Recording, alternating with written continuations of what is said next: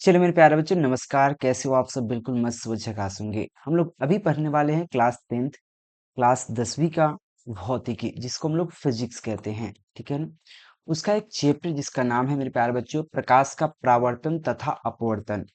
ऐसे ही ये दो चैप्टर एक ही चैप्टर है, प्रकाश के परावर्तन एक अपवर्तन। ऐसे हम लोग नॉर्मली एक साथ ही पढ़ते हैं, लेकिन हम लोग यहाँ पे दो कैटेगरी में डिवाइड कर दिए हैं। प्रकाश के परावर्तन को अलग कर दिए, प्रकाश के अपवर्तन को अलग कर दिए हैं। ठीक है? तो यहाँ पे हम लोग पढ़ने वाले हैं प्रकाश के अपवर्तन का ऑब्जेक्टिव क्वेश्चन मेरे प्यारे बच्चों। तो आप सभी से रिक्वेस्ट है, एक बार शेयर जरूर कर लीजिएगा। WW स्टडी यूट्यूब चैनल पर डेली मेरे प्यारे बच्चों ऑब्जेक्टिव प्लस सब्जेक्टिव का क्लास चलता रहता है। यह 100% एग्जाम में आने की गारंटी मैं देता हूँ। यहाँ से एक भी क्वेश्चन बाहर से नहीं पूछेगा। ये मोस्ट इंपोर्टेंट ऑब्जेक्टिव क्वेश्चन है, जिसका कुछ हाईलाइटेड ऑब्जेक्टिव इस तरह से दिया गया है। ठीक है, चलिए लेक्चर को शुरू करते हैं। मेरे प्यारे बच्चों, हम लोग पढ़ने वाले हैं प्रकाश के अपवर्तन। प्रकाश का अपवर्तन WW स्टडी यूट्यूब चैनल और टेलीग्राम की बात करें तो ज्वाइन जरूर कर लीजिएगा। यह क्लास 10th का साइंस का एक बुक है, जिसका नाम है फिजिक्स भौतिकी। उसका एक चैप्टर है। मेरे प्यारे बच्चों, चलिए लेक्चर को शुरू करते हैं बिना देरी किए हुए। जब प्रकाश की किरण एक माध्यम से दूसरे माध्यम में जाती है तो अपने पथ से विचलित हो जाता है। इसे क्या कहते हैं? जैसे कि यह कोई माध्यम है, यह प्रकाश यहाँ से यहाँ आया, ठीक है, फिर इधर चला जाता है। ये मान लेते हैं यह आपका अभिलंब है। ठीक है बुआ, अभिलंब है। तो सिंपल है, जब प्रकाश इधर से आया और इधर गया, एक क्या होगा, विचलित हो गया। मेरे प्यारे बच्चों ऐसे गया, ठीक है, गया तो क्या हुआ, विचलित हो गया। क्योंकि यह रियल में जाना चाहिए, इसको इधर इधर जाना चाहिए। ठीक है, लेकिन यह अभिलंब की तरफ घूम गया है, जिसे हम प्रकाश का अपवर्तन कहेंगे। क्या कहेंगे बुआ? प्रकाश का अपवर्तन कहेंगे। ऑप्शन आपको ए राइट हो जाएगा।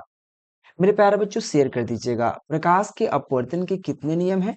तो प्रकाश के अपवर्तन के टोटल दो नियम है, चाहे परावर्तन पूछे चाहे अपवर्तन पूछे। प्रकाश के परावर्तन या अपवर्तन को दो ही नियम है, यानी कि ऑप्शन आपको बी राइट हो जाएगा। मेरे प्यारे बच्चों, आपके लिए बेहतरीन तरीके से बिहार बोर्ड वाले स्टूडेंटों के लिए 10th का बेहतरीन नोट्स तैयार किया गया है, चाहे 10th 12 सभी का। एक जो टॉपर लेवल का नोट्स होता है, जो 400 450 प्लस करने वाला जो नोट्स होता है, वो एक बहुत कम, यानी कि उतना ही तैयार किए हैं जितना आप पढ़ भी सकते हो, याद भी रहेगा, और आप 450 प्लस भी कर सकते हो। कम पढ़ करके ज्यादा फायदा। वो नोट्स प्राप्त करना है तो 91 17 82 30 62 पर संपर्क जरूर कर लीजिएगा। अगला क्वेश्चन है कि आपतन कोण किसके बराबर होता है? मेरे प्यारे बच्चों, आपतन कोण जो होता है, ये क्वेश्चन बार बार आपके एग्जाम में पूछा जाता है। आपतन कोण अपवर्तन कोण के बराबर होता है, यानी कि ऑप्शन आपको ए राइट हो जाएगा। ये पहले भी हम आपको क्लियर कर चुके हैं। अगले क्वेश्चन की बात कर लेते हैं। आप लोग एक एक करके थोड़ा आगे बढ़ते चलिएगा। अगर ये वीडियो को लास्ट तक देखते हैं, बहुत मजा आएगा। प्रकाश की चाल सबसे अधिक किस में होती है? जैसे कि प्रकाश चलता है, प्रकाश पानी माहे में गुजर सकता है, प्रकाश सीसा माहे में भी गुजर सकता है, प्रकाश हवा से भी गुजर सकता है, लेकिन जो प्रकाश निर्वात से गुजरेगा वो सबसे बेहतरीन गुजरता है, सबसे अधिक गुजरता है। यानी कि 4 नंबर क्वेश्चन के लिए ए राइट हो जाएगा। आप लोग WW स्टडी यूट्यूब चैनल को सब्सक्राइब करके बेल आइकन दबा लीजिए। अगला क्वेश्चन हमारा है, जब प्रकाश की किरण विरल माध्यम से सघन माध्यम में प्रवेश करती है तो आप किधर मुड़ती है? मेरे प्यारे बच्चों, विरल से सघन में जाएगा। विरल मतलब जहां पे बहुत अलग अलग होता है, सघन जहां पे ज्यादा घना होता है। समझने के प्रयास कीजिएगा। देखो, अगर मान लेते यह हमारा कोई अभिलंब है, यह हमारा कोई प्रधान अक्ष है, इससे प्रकाश आया, इससे प्रकाश आया है, ठीक है, ये प्रकाश फिर जाएगा, ठीक है ना, ठीक है, ये प्रकाश इधर जाएगा, ठीक है, चलिए, प्रकाश गया, इस तरह से एक अभिलंब है, ये अभिलंब मान लेते हैं, ये अभिलंब, ठीक है, थोड़ा सा टेढ़ा हो गया। ये प्रकाश आया, ये प्रकाश गया, ठीक है। बेसिकली रियल में बताया तो ये प्रकाश को इधर जाना चाहिए था, है कि नहीं, इधर जाना चाहिए था, जाना चाहिए था, लेकिन प्रकाश किधर, ये अभिलंब है, इसको हम अभिलंब कहेंगे, अभिलंब। यह अभिलंब की ओर मुड़ गया। देखो, इसको प्रकाश को जाना चाहिए इधर इधर तरफ, लेकिन प्रकाश इधर आ चुका है, यानी कि अभिलंब की ओर मुड़ चुका है। जब प्रकाश की किरण विरल माध्यम से सघन माध्यम में प्रवेश करता है तो किरण मुड़ जाती है, या किरण किधर चल जाती है? तो याद रखें, अभिलंब की ओर मुड़ जाती है, यानी कि ऑप्शन आपको बी राइट हो जाएगा। अगले क्वेश्चन है, जब प्रकाश की किरण सघन माध्यम से विरल माध्यम में प्रवेश करती है तो क्या होगा? क्वेश्चन हम उल्टा कर दिया। उल्टा तो यहाँ पे अभिलंब से दूर चली जाएगी, यानी कि सिंपल बात की जाए, कोई यहाँ पर प्रधान अक्ष है, अगर कोई किरण आई, ठीक है, अगर किरण आई, सिंपल बात करते हैं, अगर यह आपका अगर सघन माध्यम है, सघन माध्यम है, ठीक है ना, सघन माध्यम, तो यह प्रकाश बेसिकली ऐसे घूमेगी, ठीक है, ऐसे चली जाएगी। बेसिकली यह अभिलंब मान ली जाए, अभिलंब है ये, ठीक है, ये अभिलंब है। प्रकाश को आना चाहिए इधर, बेसिकली ऐसे आना चाहिए, लेकिन प्रकाश दूर चल गई क्योंकि ये सघन है, ये विरल है, ठीक है ना, विरल है, इसलिए यह अभिलंब है आपका, अभिलंब से दूर चली गई, यानी कि ऑप्शन आपको ए राइट हो जाएगा। इस चीज का ध्यान जरूर रखिएगा। मैं गारंटी देता हूँ 100%, डब्ल्यू स्टडी कुंदन सर आपको कभी भी आपको उदास का मौका नहीं देंगे अगर इसको प्यार से पढ़ते हो। अगले क्वेश्चन है, कांच और शीशा, कांच और हवा में कौन सा सघन माध्यम है? बहुत इजी है, सघन और विरल क्या है समझा जाता हूँ। कांच और हवा, हवा जो होता है वो क्या होता है, वो विरल माध्यम है। कांच आपका क्या है, सघन है। सघन मतलब ज्यादा घना, घना कौन सा है, सबसे ज्यादा घना कौन है? तो घना मतलब घना होता है, सघन जो होता है घना, यानी कि कांच, कांच आपका घना माध्यम है, हवा बहुत विरल माध्यम है, ठीक है, ऑप्शन ए राइट हो जाएगा। अगला क्वेश्चन है, हीरा का अपवर्तनांक जो होता है 2.42 होता है। हीरा सबसे कठोरतम पदार्थ होता है, ऑप्शन आपको डी राइट हो जाएगा। अगले क्वेश्चन की बात कर लेते हैं, पानी से भरी हुई बाल्टी में रखा हुआ छड़ मुड़ा हुआ प्रतीत होता है, इसका कारण है। अगर पानी में कोई अगर छड़ रखा हुआ है तो मुड़ी हुई प्रतीत होता है, इसका रीजन क्या है? ये 9 नंबर आपसे क्वेश्चन है, इसका रीजन है प्रकाश का अपवर्तन, यानी कि ऑप्शन ए राइट हो जाएगा 9 नंबर क्वेश्चन के लिए। 3 नंबर है, बाल्टी में रखा हुआ सिक्का ऊपर उठा प्रतीत होता है, क्यों? अगर बाल्टी में कोई सिक्का रख दिया जाए तो ऊपर उठा प्रतीत होता है, इसका रीजन क्या है? ये क्वेश्चन आपको 10 नंबर क्वेश्चन आपसे पूछ रहे हैं। तो मेरे प्यारे बच्चों, इसका जो करेक्ट ऑप्शन हो जाएगा, इसका भी कारण अपवर्तन है। अपवर्तन की वजह से ही बाल्टी में रखा सिक्का और या डंडा या लकड़ी उठी हुई प्रतीत होती है, अपवर्तन के कारण, यानी कि ऑप्शन आपको ए राइट हो जाएगा। अगले क्वेश्चन देखा जाए, क्वेश्चन है, प्रिज्म का अपवर्तक कोण कितने डिग्री का होता है? जैसे कोई प्रिज्म है, ऐसे में प्यारे बच्चों मैं बता दूं आपको, प्रिज्म बेसिकली वो 5 सतहों से घिरा होता है, और इसका अपवर्तन कोण कितना होता है, इस पर हम लोग बात करने वाले हैं, ठीक है। 5 सतहों से घिरा होता है, तो प्रिज्म का अपवर्तन कोण कितने सतहों से घिरा होता है, सॉरी, कितने डिग्री का होता है? तो याद रखना 60 डिग्री का होता है, ये टोटल 60 डिग्री का होता है, ये भी 60 डिग्री का होता है, यानी कि सब 7-7 डिग्री का होता है, यानी कि ऑप्शन आपको बी राइट हो जाएगा। अगले क्वेश्चन है, प्रिज्म का आपतन कोण कितने डिग्री का होता है? देखो यहाँ पे आपतन कोण था, वहां पे याद रखना, एक ही क्वेश्चन है, एक मिनट, हाँ। यहाँ पे क्या यहाँ पे अपवर्तन कोण कितने डिग्री का होता है, प्रिज्म का अपवर्तन कोण कितने डिग्री का होता है? और यहाँ पे क्वेश्चन आपसे कहा, प्रिज्म का आप यहाँ पे अपवर्तन कोण कितने डिग्री का, डबल क्वेश्चन हो चुका है ना बुआ, डबल क्वेश्चन हो चुका है, बी राइट हो जाएगा, डबल क्वेश्चन हो जाएगा, सेम क्वेश्चन था। अगले क्वेश्चन है, उत्तल लेंस कैसा होता है? उत्तल लेंस बेसिकली कुछ ऐसा होता है, आपको पता होगा, यानी कि किनारे पर पतला बीच में मोटा होता है। याद रखना, बीच में पतला, किनारे पर मोटा नहीं, बीच में मोटा और किनारे पर पतला। देखो बीच में मोटा है, किनारे पर पतला, यानी कि ऑप्शन आपको क्या हो जाएगा, बी राइट हो जाएगा। अगले क्वेश्चन, अवतल लेंस कैसा होता है? तो अवतल लेंस कुछ ऐसा होता है, आपको अगर नहीं पता है तो मैं फिगर बनाते चलता हूँ। ये किनारे पर मोटा, बीच में पतला होता है, तो बीच में पतला, किनारे पर मोटा, यानी कि ऑप्शन ए राइट हो जाएगा। देखो हर एक पॉइंट को यहाँ पर ऑब्जेक्टिव में कन्वर्ट की जाती है, और ऐसे ही ऑब्जेक्टिव आपको यहाँ का सब्जेक्टिव भी क्लियर होगा। और इसीलिए मैं बोलता हूँ डब्ल्यू डब्ल्यू पर डेली मेरे प्यारे बच्चे 9 बजे रात में, याद रहे, 9 बजे रात में डेली क्लास चलता है, तो आप एक भी आप क्लास को छोड़ नहीं सकते हो मेरे प्यारे बच्चों, डेली आप लोग क्लास कीजिएगा, ठीक है। मैं आपसे रिक्वेस्ट यही करूंगा, क्योंकि देखो अच्छे नंबर लाना है, तो इतना मैं गारंटी देता हूँ कि भाई ऑफलाइन से बढ़िया पढ़ाई होगा। लेंस की क्षमता का ऐसे मात्रक डायोप्टर होता है, या लेंस की क्षमता का ऐसे मात्रक मीटर इनवर्स भी होता है। अगर मीटर इनवर्स या 1/मीटर भी कह सकते हैं, ये भी होता है, ये भी होता है, डायोप्टर भी होता है, ऑप्शन ए राइट हो जाएगा। अगले क्वेश्चन है, लेंस बनने के किसका उपयोग नहीं की जा सकती है? अगर लेंस बनाना है, प्लास्टिक का उपयोग, पानी का उपयोग, कांच का उपयोग कर सकते हैं, लेकिन मिट्टी का उपयोग नहीं कर सकते हैं। मिट्टी इज राइट आंसर, मिट्टी का प्रयोग नहीं किया जा सकता, ऑप्शन आपको ए राइट हो जाएगा।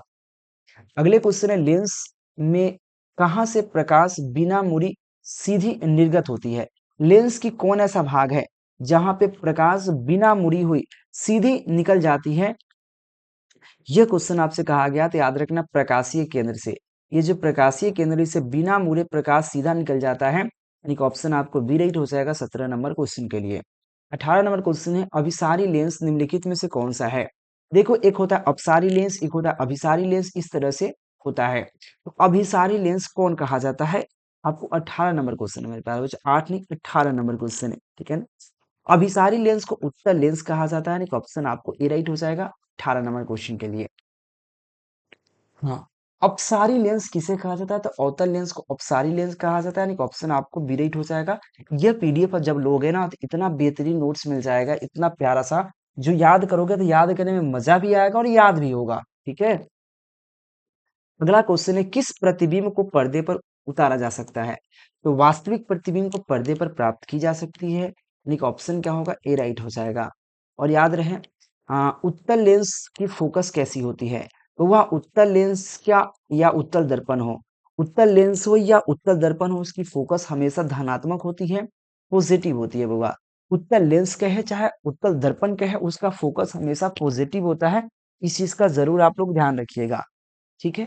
अगले क्वेश्चन की बात करें मेरे प्यारे बच्चों, अगला क्वेश्चन क्या कहता है? अगला क्वेश्चन आपसे कहा गया, किस प्रतिबिंब को पर्दे पर नहीं उतारा जा सकता? याद रखना, काल्पनिक प्रतिबिंब। काल्पनिक प्रतिबिंब के आप क्या करते हैं, उसको हम लोग आभासी प्रतिबिंब भी कहते हैं, आभासी।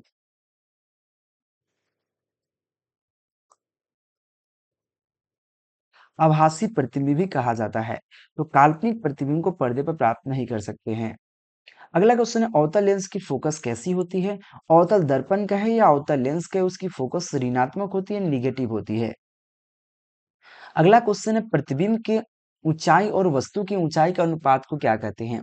अगर प्रतिबिंब की ऊंचाई हो और वस्तु की ऊंचाई की बात करते हैं, दोनों का अनुपात जो होता है आवर्धन कहलाता है। ऑप्शन आपको सी राइट हो जाएगा, आवर्धन कहलाता है बुआ। अगले क्वेश्चन की बात कर लेते हैं। क्वेश्चन कहता है,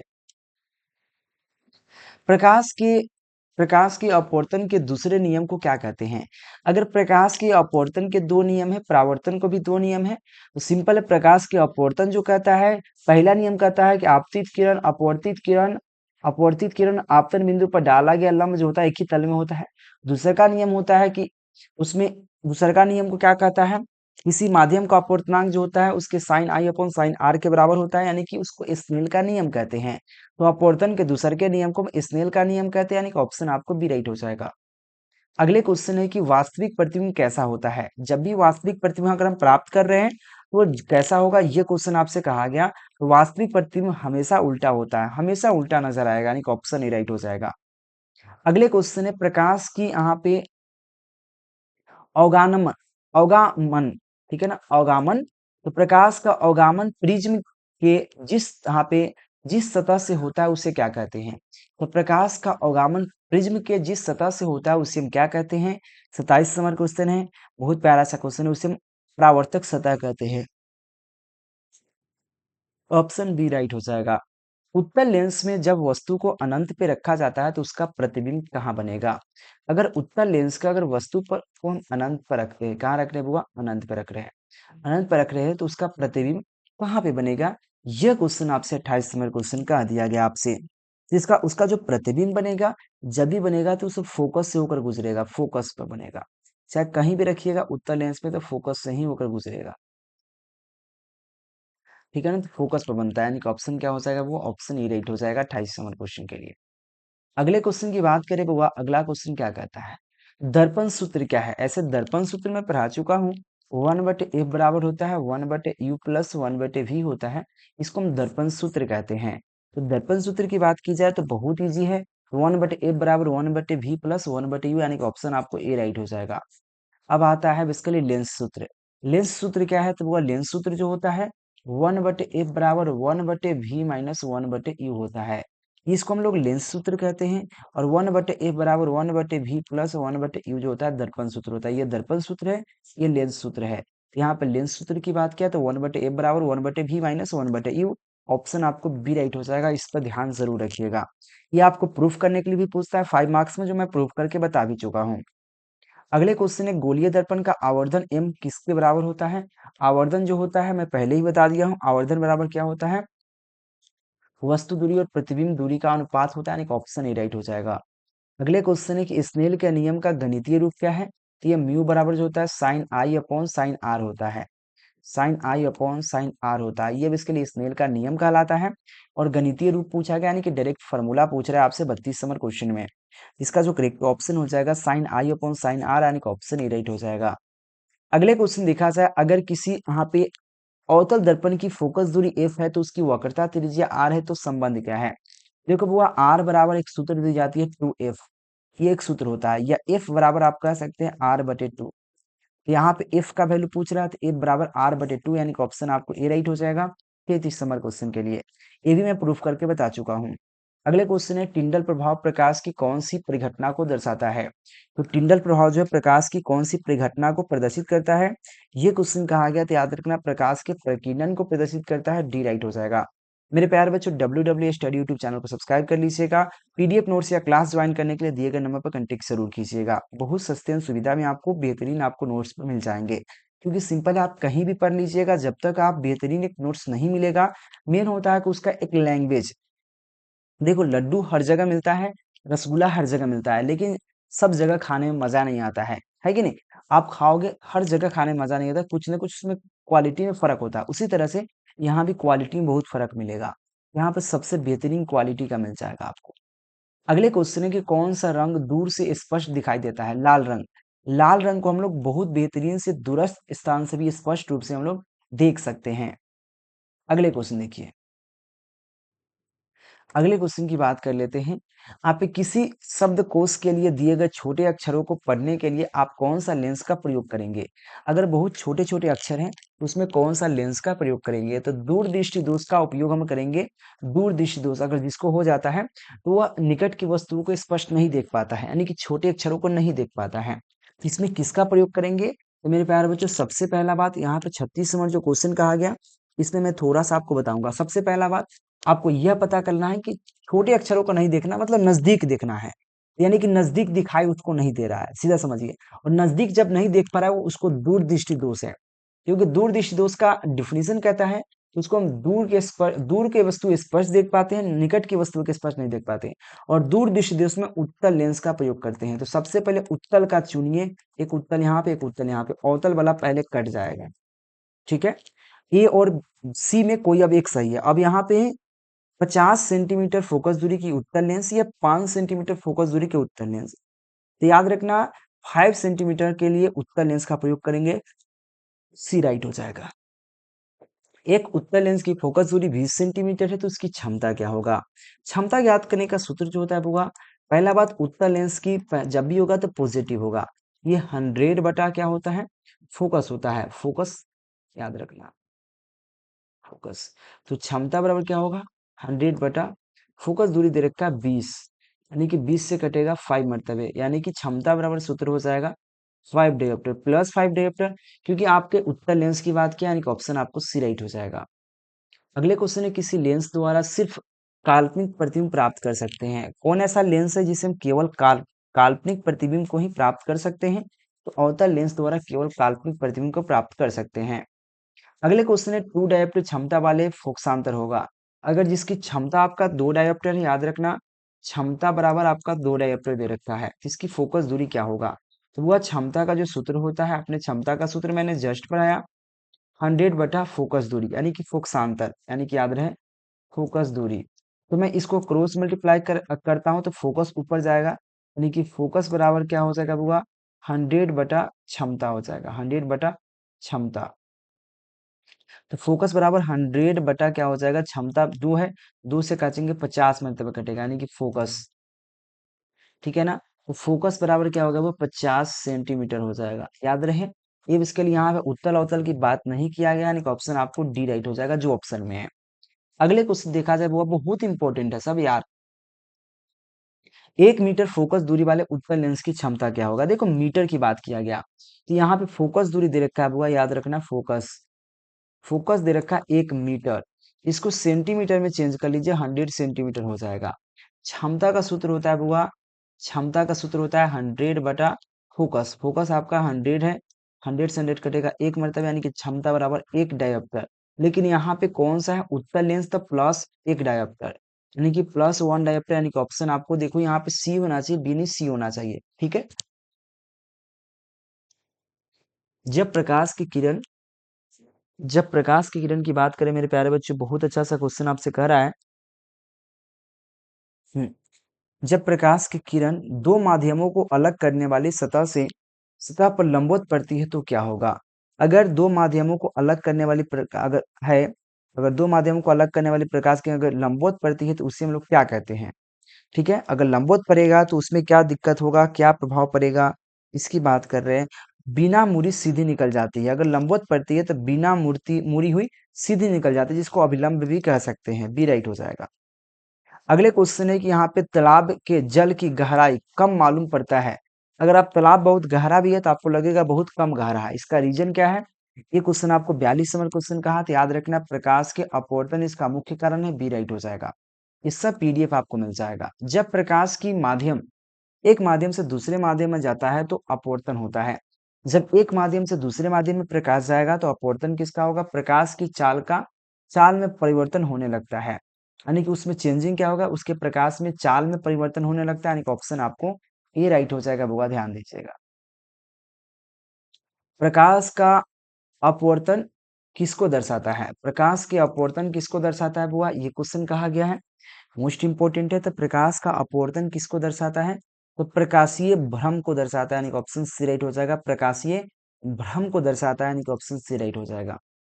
अगले क्वेश्चन की बात करें, निम्नलिखित में से किसका उपयोग लेंस बनाने के लिए नहीं किया जा सकता है? प्लास्टिक कर सकते हैं, पीतल, पानी, कांच। पीतल का प्रयोग नहीं कर सकते, वह सिंपल है। पीतल, लोहा का प्रयोग तो नहीं कर सकते। ये पीतल एक प्रकार का मेटल है, इसका प्रयोग हम लोग नहीं कर सकते हैं।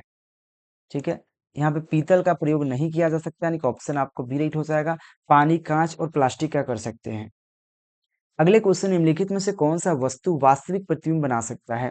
तो कौन है जो लेंस है जो वास्तविक प्रतिबिंब बना सकता है? 46 नंबर क्वेश्चन आपसे कह रहा है, तो याद रखना उत्तर लेंस जो है वास्तविक प्रतिबिंब को प्राप्त कर सकता है, यानी कि 46 नंबर क्वेश्चन का सी हो जाएगा। चलिए अगले क्वेश्चन बढ़ने से पहले फटाफट टेलीग्राम ज्वाइन कर लीजिएगा, इसका डब्ल्यू स्टडी का नंबर दिए गए, कंटेक्ट जरूर कीजिएगा। यहाँ पे क्वेश्चन है, बेंजीन का अपवर्तन होता है।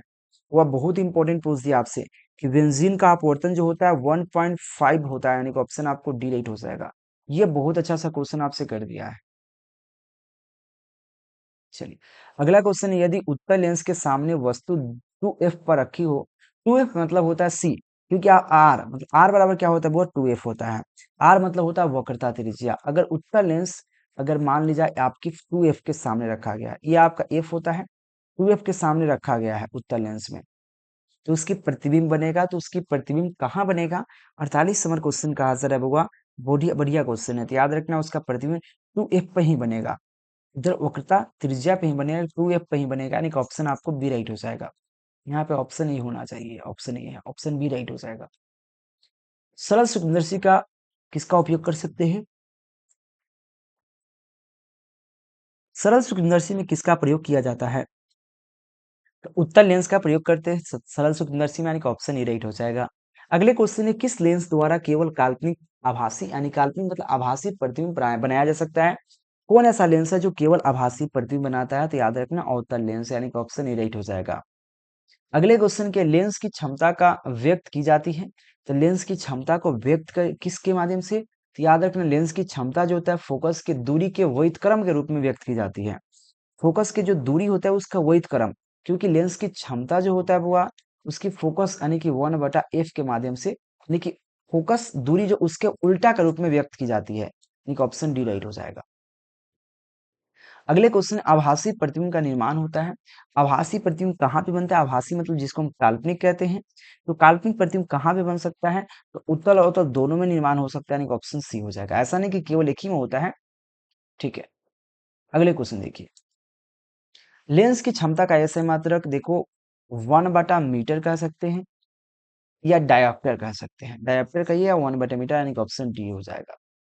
अगले क्वेश्चन देखा जाए, शीशे के स्लैब से जब प्रकाश का अपवर्तन होता है तो उसमें क्या होता है? जो शीशे का अगर एक स्लैब रखा गया, अगर इसका प्रकाश का अपवर्तन हुआ तो उसे हम लोग क्या कह सकते हैं? तो याद रखना पार्श्व विस्थापन होता है, उसको पार्श्व विस्थापन कहते हैं। सी राइट हो जाएगा। अगर लेंस का प्रयोग छोटे भाग, यानी कि लेंस का प्रत्येक छोटा भाग क्या होता है? तो लेंस का प्रत्येक छोटा भाग एक क्या होता है? प्रिज्म की तरह कार्य करता है। प्रिज्म की तरह कार्य करता है। लेंस का हर एक छोटा भाग एक क्या किसके तरह, प्रिज्म की तरह कार्य करता है। एक अवतल लेंस की फोकस दूरी 10 सेंटीमीटर है, तो इसकी क्षमता, हुआ यहाँ पे अवतल लेंस है, ये चीज ध्यान रखना, इसकी माइनस में जब भी वैल्यू आएगी तो यहाँ पे होता है 100 बटा फोकस, फोकस दूरी दे रखा है 10, 10 से 100 कटेगा 10 मरतबे, यानी कि क्षमता जो आएगा वो 10 डायोप्टर आएगा, याद रखना 10 डायोप्टर, लेकिन याद रहे ये अवतल लेंस है इसलिए माइनस दैट डायोप्टर, यानी कि यहाँ पे ऑप्शन आपको डी राइट हो जाएगा। ठीक है, इस चीज का ध्यान जरूर रखिएगा।